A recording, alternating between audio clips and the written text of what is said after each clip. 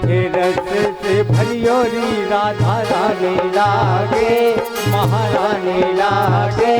मन कारो कारो यमुना जी रो पानी लागे। राधे राधे राधे राधे।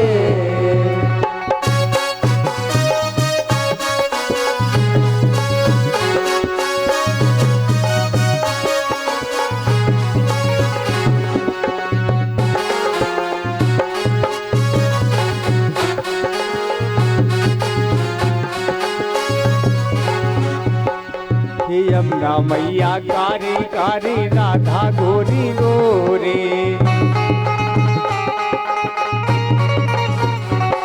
हे यमुना मैया कारी कारी राधा गोरी गोरी। हो हे वृंदावन में धूम मचावे बरसाने की छोरी। ब्रज भान राधा जू की जय हो। ब्रज भान राधा जू की राजधानी लागे, महारानी लागे। मन कारो कारो यमुना जी को पानी लागे। राधे राधे राधे राधे।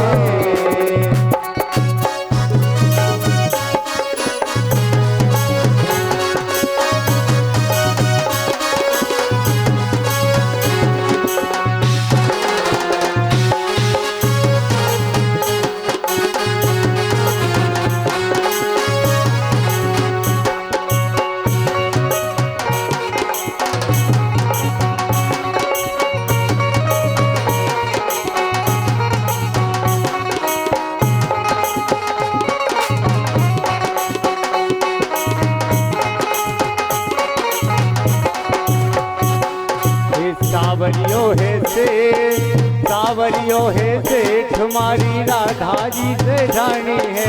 सावरियो है सेठ हमारी राधा जी से जानी है। ये जाने दुनिया सारी है। सावरियो है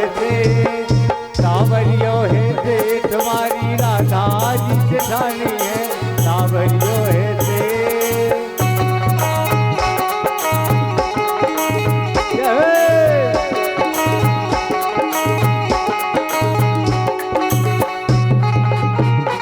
वृंदावन के लाल की जय हो।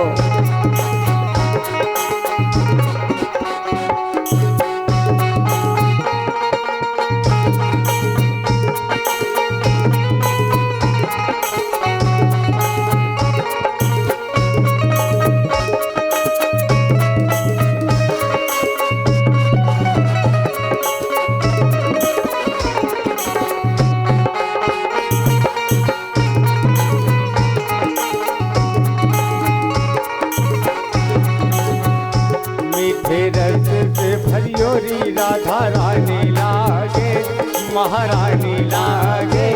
मन कारो कारो यमुना जी रो मांगे लागे। राधे राधे राधे राधे राधे राधे राधे राधे राधे राधे राधे राधे। बोली राधा रानी सरकार की जय हो। बोलो वृंदावन बिहारी लाल की जय हो। चलिए हम सब अब श्रीमद् भागवत कथा की ओर श्रवण पान करेंगे। तो सुखदेव जी ने कलयुग के जीव के काल रूप सर्प के मुखार ग्रस्त होने का नाश करने के लिए श्रीमद् भागवत कथा का प्रवचन किया था। इससे बढ़कर मन की शुद्धता किसी से भी नहीं हो सकती है। इसलिए उन्होंने श्रीमद् भागवत कथा का प्रवचन किया था। जन्म और जन्मांतर और पुण्य उदय जब होते हैं तब हमें श्रीमद् भागवत कथा का लाभ प्राप्त होता है।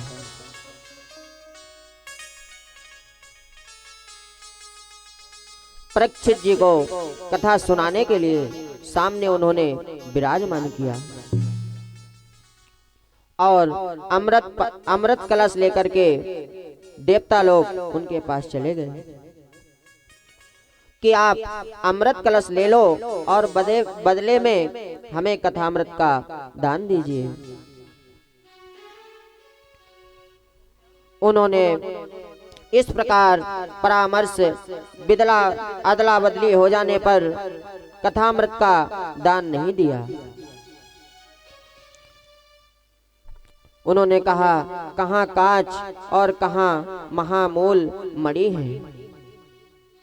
उन्होंने देवताओं की हंसी उड़ा मारी, वहीं से भक्ति शून्य हो गई।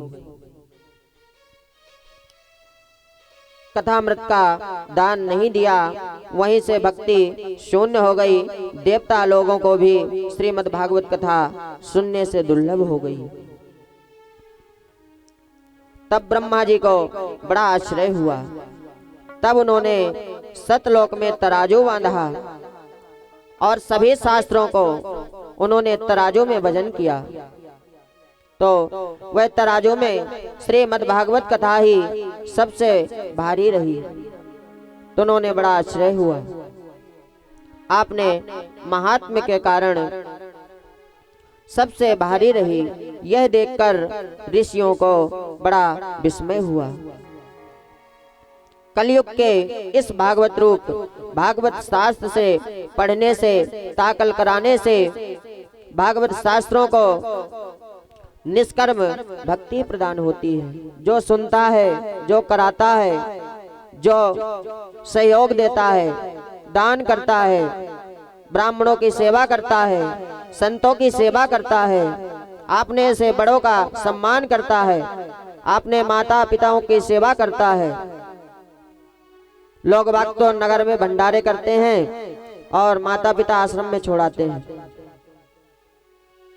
इसलिए कभी भी हम आप सबसे निवेदन करेंगे कि माँ बाप से बढ़कर इस दुनिया में, इस जगत में कोई भी नहीं है। सबसे पहले आपके माता पिताओं की सेवा करो, इसके बाद बचता है तो दान पुण्य करो और नहीं बचता है तो कोई बात नहीं है। क्योंकि माँ बाप की सेवा ही सबसे बड़ा परोपकार है। हमारे इंदौर में एक जजमान है, तो कथा करने गए एक दिन हम उनके यहाँ, तो उनके यहाँ इतने बड़े बड़े 2 कुत्ते थे। तो उन्होंने, हमने पूछा उनसे कि आपके माता पिता कहाँ हैं? तो उन्होंने बताया, पंडित जी हमने माता पिता हमारे वृंदावन में हैं। तो हमने बोला क्यों? बोले आश्रम में रहते हो और वो कुत्तों के लिए बढ़िया एसी बेड डला हुआ, उनके लिए फल फ्रूट दूध। अरे कुत्तों की जगह माँ बाप की सेवा करते करो, कुत्तों की भी करो, क्योंकि वो भी जीव है आपके, वो भी आपके आधार में है, उसकी भी सेवा करना हमारा परम धर्म है। लेकिन ऐसे ही भी नहीं कि अब माँ बाप को हम आश्रम में पटक दें और कुत्तों की सेवा करते फिर, तो इससे भी बड़ा पाप कोई भी नहीं। इसलिए हम सबसे यही निवेदन करेंगे कि अपने माता पिता की सेवा सबसे बड़ा ही पूजन है, सबसे बड़ा धर्म है। अगर आपने माता पिता की सेवा नहीं की है तो आप कितना भी धन दे लो, कितना भी दान कर लो, कितना भी गंगा नहा लो, कितने भी भागवत करवा लो, कितने भी रामायण करवा लो, आपको कभी आपके मन को शांति नहीं मिलना है।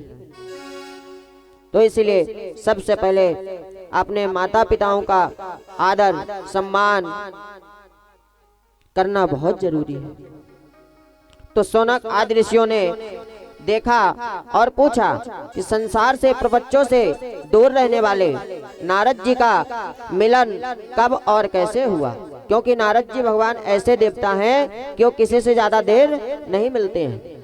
आपकी बात सुने और वो देवता के पास जाकर के इत्ते का और इत्ता बता देते हैं, क्योंकि उनका नाम ही नारद है, उनका नाम ही नारद है। तो देवता अगर 1% बताएंगे तो वो 10% जाके देवता को बताते हैं कि उनको सृष्टि में उनको बनाया ही गया है। तो ऋषियों ने अब भक्ति पूर्व तुम्हें मैं कथा सुनाता हूँ, जो कि सनक आदि मुनियों ने मुझे अपना शिष्य जान करके सुनाया था। एक बार विशाल पूरी नगरी में सत्संग के लिए सनक आदि ऋषि आए हुए थे। जैसे हम आपके नगरी में आए हुए हैं, तो संत महात्मा आपके नगरी में आए हुए हैं, तो ऐसे उनके नगरी में साधु संत महात्मा गण आए हुए थे। तो नारद जी को उदास देख लिया, क्योंकि नारद जी उदास रहते नहीं हैं कभी, और नारद जी को महात्माओं ने उदास देखा। तो नारद जी से महात्माओं ने पूछा कि नारद जी आप इतने उदास क्यों हैं, काहे की चिंता सता रही है, आप क्यों चिंता कर रहे हैं, आप मुझे बतलाइए। तब नारद जी कहते हैं कि मैं पृथ्वी लोक में आया था उत्तम समझ करके कि पृथ्वी लोक में बड़ी शांति होगी। पुष्कर भी गया, रामेश्वरम भी गया, हरिद्वार गया, कुरुक्षेत्र गया, श्री रंग गया, परंतु मेरे मन को शांति कहीं भी नहीं मिली। बोले हरिद्वार गया, हरिद्वार की गलियों में कहीं ढोल बज रहा है, कहीं टीवियां चल रही हैं, कहीं लड़ाइयां हो रही हैं, कहीं भोजन के लिए लड़ रहे हैं, कहीं धन के लिए लड़ रहे हैं, कहीं भाई भाई आपस में लड़ रहे हैं। तो मैं हर श्री रंग गया, कुरुक्षेत्र गया, रामेश्वरम गया, परंतु मेरे मन को शांति कहीं भी नहीं मिली। और मैं ऐसा चाहता हूं कि मुझे जहां ऐसी जगह हो जहां मेरा मन शांत रहे। तो उन्होंने ये भी कह दिया कि मनुष्य आपने धर्म और अधर्म को कोई भी नहीं समझ रहा है। मनुष्य दूसरे का हित करना बंद कर दिया है, धर्म पे चलना मनुष्य बंद कर दिया है। नारद जी भगवान वहां से चल दिए, क्योंकि उनके मन को शांति ही नहीं मिली। श्री रंग, रामेश्वर, कुरुक्षेत्र, हरिद्वार हर जगह गए, परंतु उनके मन को शांति नहीं मिली। वहां से वो चल दिए। यह देख करके यमुना तट पर पहुंच जाते हैं। जैसे यमुना तट है, सुंदर सी बाबुलाएं हैं, माँ क्षिप्रा आपके समान स्वयं प्रकट है। तो ऐसे नारद जी क्षिप्रा यमुना के तट पर गए। यमुना के तट पर उन्होंने अनेक लीलाएं की थी। कृष्ण भगवान ने यमुना के तट पर ही अनेक लीलाएं की थी। वहां पहुंच गए। वहां उन्होंने एक स्त्री को देखा और दो वृद्ध पुरुष अचेत अवस्था में पड़े हुए थे।